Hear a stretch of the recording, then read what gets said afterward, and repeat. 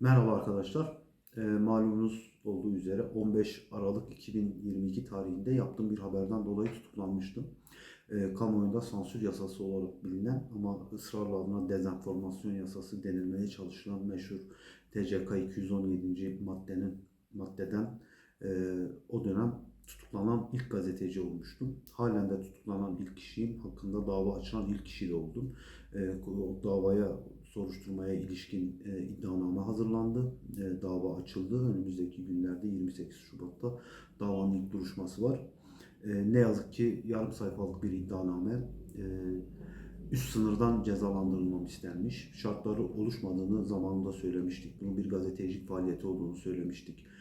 Buna ilişkin savunmalar yapmıştım ama buna rağmen hiçbirisi dikkate alınmamıştı ve tutuklanmıştım. Bunun hukuksuz olduğunu düşünüyorum. Bu yasanın başından sonuna kadar yanlış olduğunu düşünüyorum. Bu bir uygulanabilir bir yasa bile değildi. Amacı tamamen sansür ve basını farklı düşünen insanları herkesi susturma niyeti taşıyan bir yasaydı bu yasa. Bu böyle de biliniyor. Biz hem gazeteciler olarak hem basın ve ifade özgürlüğünü, düşünce özgürlüğünü savunan bütün insanlar, bütün kamuoyu bu yasaya kökten karşıdır. Ben de bu yasanın yargılanan ilk kişisi olacağım. Tutuklanan ilk kişisiydim. Yargılanan ilk kişisi olacağım. 28 Şubat'ta duruşması var. Gidip hukuki savunma yapmayı doğru bulmuyorum. Çünkü başından sonuna kadar dosyaya bakıldığı zaman yaptığım savunma, verdiğim ifade, savcılık ifadesi ve tamamına bakıldığında zaten bu dosyanın açılmaması gerekiyor teknik olarak. Ama zorlama bir şekilde. Nasıl ki tutuklanmam, gözaltına alınmam zorlamaysa hazırlanan iddianame de zorlama bir iddianame. Bir de üst sınırdan cezalandırılmam da istenmiş iddianamede. Nitelikli hali oluşmamış olmasına rağmen suç bile olsa bu. Yani bunu hukuki olarak izah etmeye çalışmak ben doğru bulmuyorum. Savunma yapmayacağım. Yani mahkemeye çıktığımda savunma yapmayacağım. Bu konuya ilişkin yapacağım tek savunma, tek konuşma budur. Bunun dışında da bu konuyla ilgili hiç konuşmayacağım. Madem ki bu bir sansür yasasıdır, madem ki bu susturulmaya yöneliktir.